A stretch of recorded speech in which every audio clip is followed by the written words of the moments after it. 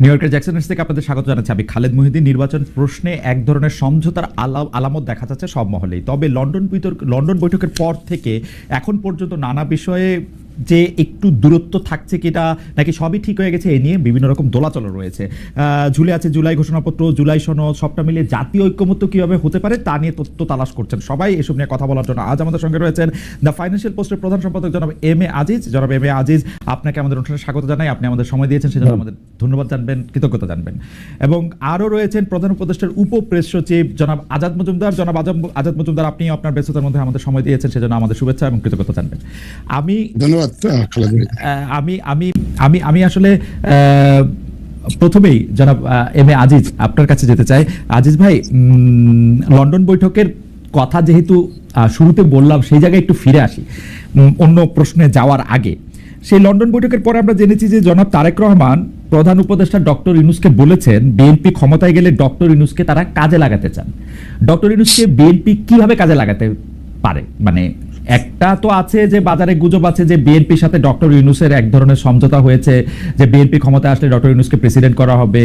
একটা তো ব্যাপার আছে যে ডক্টর ইউনূস চেয়েছেন যে বিএনপি যেন তাকে কোনো রকম কোনো ডিস্টার্ব না করে। একটা গুজব আছে যে ডক্টর ইউনূস চেয়েছেন যে তাদের যেন পরবর্তীকালে কোনো মামলা মোকদ্দমা বা তাদের কোনো রকম কাজের জন্য বা তিনি যেগুলি কাজ করেছেন সেই ব্যাপারে যাতে কোনো প্রশ্নের সম্মুখীন না হতে হয়। আপনার কাছে কি মনে হয় আজিজ ভাই? ধন্যবাদ আপনাকে। লন্ডন বৈঠকে আপনি যতগুলি কথা বললেন, আপনাকে যদি বলি সূত্র কি আপনি বলতে পারবেন। 1 ঘন্টা 20 মিনিট কথা হয়েছে, দ্বিপাক্ষিক কথা হয়েছে, এখানে তৃতীয় ব্যক্তি ছিল না। সুতরাং এটা আমরা অনুমান করতে পারি, হয়তো বিভিন্ন জনের কাছে বিভিন্ন ভাবে শুনতে পারি। যেমন আপনি বললেন যে ডক্টর মোহাম্মদ ইউনূসকে হয়তো ব্যবহার করা হতে পারে, এটা বলেছে আপনার বিএনপির আপনার স্পোর্টসম্যান, তিনি বলেছেন। তা এখন ব্যাপারটা হলো যে ডক্টর মোহাম্মদ ইউনূস বিশ্বব্যাপী অত্যন্ত খ্যাতিসম্পন্ন লোক, তাকে কিন্তু ব্যবহার করা। আজিজ ভাই, একটু পরিষ্কার হয়ে নি, মানে বিএনপির স্পোর্টস পারসন যদি বলে থাকে যে ওই বৈঠকে এই কথা হয়েছে ডক্টর ইউনূসকে বিএনপি কাজে লাগাতে পারে, তাহলে আর আমরা কার সূত্রের জন্য অপেক্ষা করব? মানে কোন সূত্র? না, সূত্র হলো আমি যেটা বলছি যে একান্তে 2 জন ব্যক্তি রুদ্ধদ্বার বৈঠক করেছে, সেখানে তাহলে ওই বিএনপির সূত্র থেকে অর্থাৎ তারেক রহমানের সূত্র থেকেই তিনি পেয়েছেন। কিন্তু আমার বক্তব্য হচ্ছে, ধরেন একটা নির্বাচন যদি হয় তাহলে ইউনূস সাহেব তার ক্ষমতায় থাকছেন না। তিনি যেভাবে ইন্টারন্যাশনাল ফিগার এবং তার বক্তৃতার টাকা পয়সা দিয়ে head of state, head of government শোনে, সুতরাং তাকে তো ব্যবহার করাই যায়। তিনি আমি তো যখন ডক্টর মোহাম্মদ ইউনূস আওয়ামী লীগের সময় 6 তলায় হাঁটায় উঠায় লিফট বন্ধ করে, তখনও বলছি যে তিনি জাতীয় সম্পদ, তাকে তো আমরা জাতীয় স্বার্থে ব্যবহার করতে পারি, কারণ তার তো সারা বিশ্বব্যাপী কানেকশন আছে। এখন অন্তর্বর্তী কি আসলে কি ব্যবহার করতে আমি বলতেছি, সে অন্তর্বর্তীকালীন সরকারের এখন প্রধান, তিনি তার পরিচয় কিন্তু এখন কাজে আসছে না।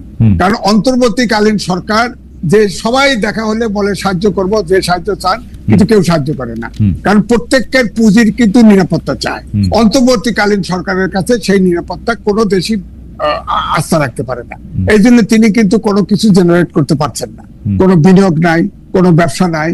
সেই প্রসঙ্গে আমরা আসবো আজিজ ভাই, সেই প্রসঙ্গে আমরা আসবো। আপনি আমাকে বলেন তো যে ডক্টর মোহাম্মদ ইউনূস কি জনাব তারেক রহমানের কাছে চাকরি চাইছেন?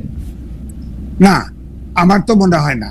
তাহলে মানে বিএনপির স্পোকসপারসন যখন এই কথা বললো, তাহলে এইটার মানেটা কি, এটা ইন্টারপ্রিটেশনটা কি? মানে ডক্টর মোহাম্মদ ইউনূস তাকে তো আমার অনুমান হচ্ছে ডক্টর মোহাম্মদ ইউনূসকে কোনদিন বিএনপি প্রেসিডেন্ট হিসেবে নেবে না।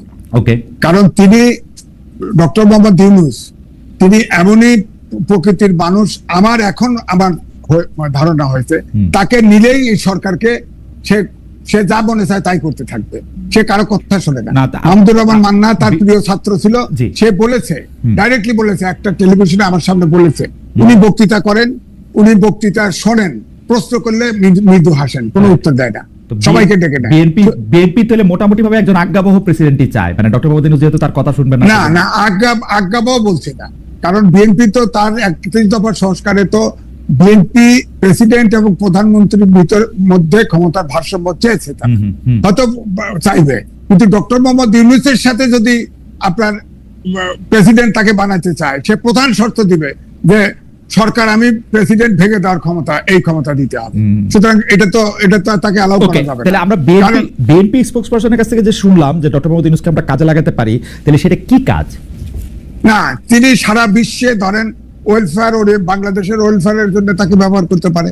ধরেন ওয়ার্ল্ড ব্যাংক, বিদেশি প্রতিষ্ঠান, রাষ্ট্রনায়ক, হেড অফ স্টেট, বিভিন্ন জায়গায় আমরা উন্নয়নশীল দেশ হিসেবে যেখানে তার লবি করা দরকার, ধরেন বাংলাদেশের প্রেসিডেন্টের বিশেষ দূত থাকলো বা প্রধানমন্ত্রীর বিশেষ দূত থাকলো বা বাংলাদেশের বিশেষ দূত থাকলো, বাংলাদেশের পক্ষে তিনি সারা বিশ্বের ওপিনিয়ন তৈরি করলো বা বাংলাদেশের স্বার্থে কাজ করলো, সেটা হতে পারে। তবে তারা কি বলেছে সেটা তো আমরা জানি না। দ্বিপাক্ষিক আলোচনায় আমরা অনুমান করতে পারি।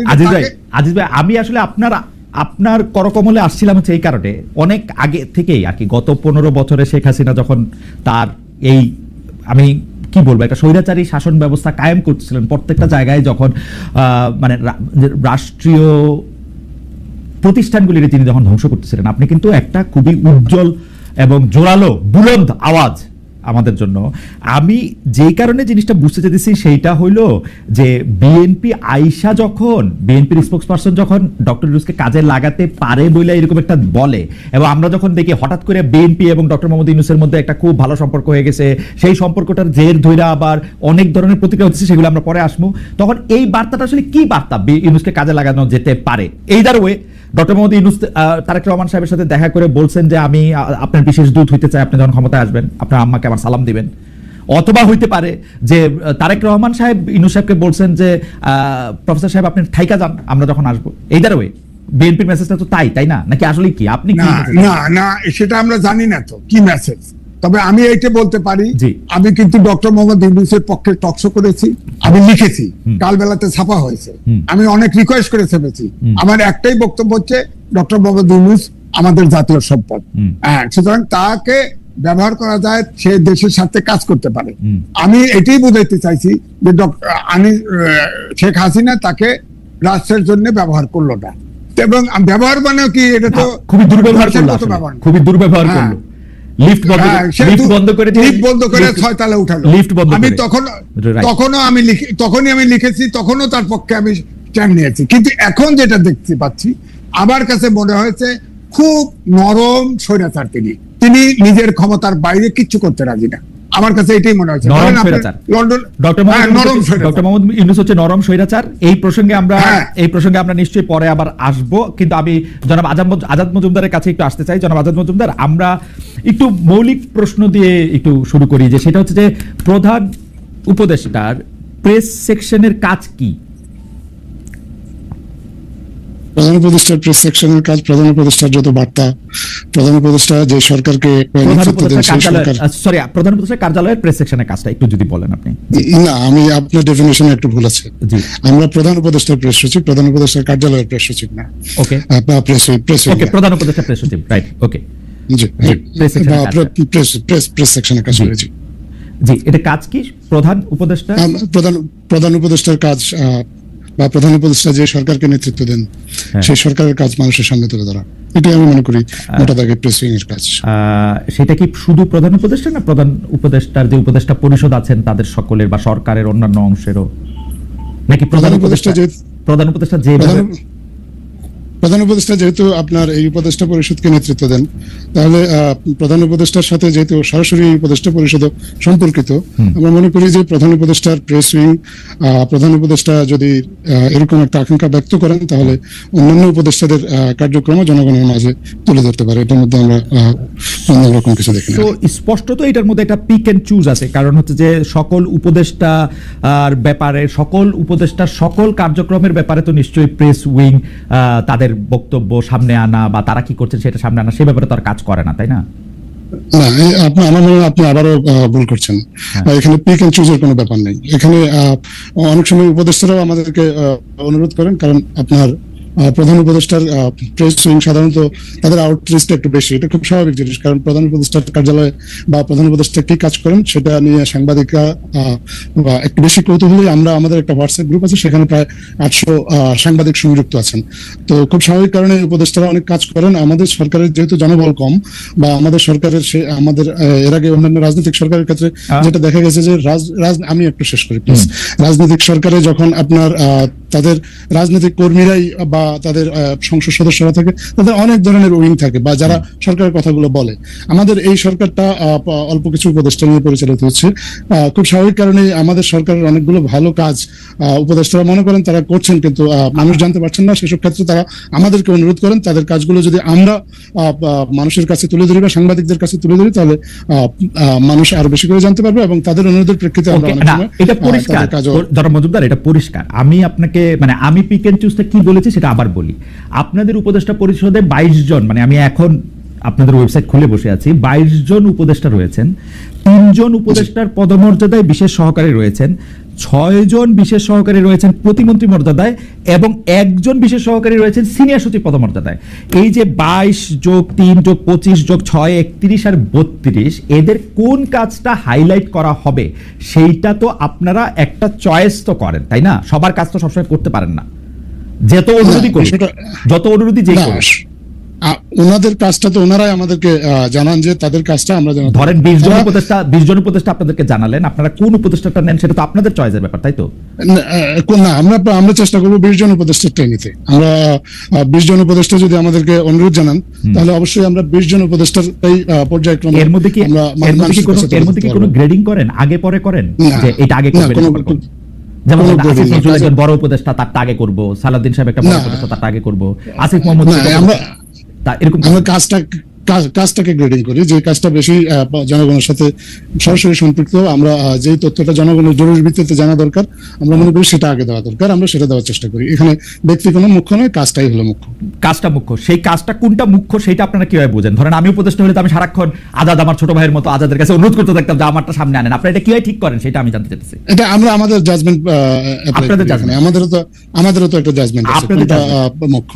আপনাদের অবশ্যই আমাদের জাজমেন্ট আছে। আবার এক্ষেত্রে প্রধান উপদেষ্টারও নির্দেশনা থাকতে পারে, আমরা ওনার সাথে নিয়মিত যোগাযোগ থাকে, উনিও আমাদেরকে অনেক সময় নির্দেশনা দেন, আবার আমরা আমাদের নিজেদের জাজমেন্ট অ্যাপ্লাই করি। ফ্যান্টাস্টিক। এইটাই আমি জানতে চাইছিলাম যে আপনারা আপনাদের জাজমেন্ট প্রয়োগ করেন, আপনারা এবং প্রধান উপদেষ্টার সাথে বৈঠক করেন। প্রধান উপদেষ্টা সর্বশেষ যে লন্ডন বৈঠকে গেলেন, সেখানে যে আপনারা প্রেসের এত জন যাবেন, সেইটা কি প্রধান উপদেষ্টা আপনাদেরকে নির্দেশ দিয়েছিলেন নাকি আপনারা ঠিক করেছেন? না, আমরা মনে করেছি যে এটা প্রয়োজন, এটা কারণ প্রধান উপদেষ্টার এখন আপনি জানেন যে প্রেসের কার্যক্রম অনেক বেশি বিস্তৃত। আপনার শুধুমাত্র আপনার একটা প্রেস রিলিজ লেখার মধ্যে সীমাবদ্ধ না। অতীতে আমরা দেখেছি যে আপনার বিভিন্ন সরকারের যারা প্রেস উইং এ কাজ করতেন, এটাতে আমার কোনো সন্দেহ নাই, এটাতে আমার কোনো সন্দেহ নাই। আপনারা খুবই প্রফেশনাল।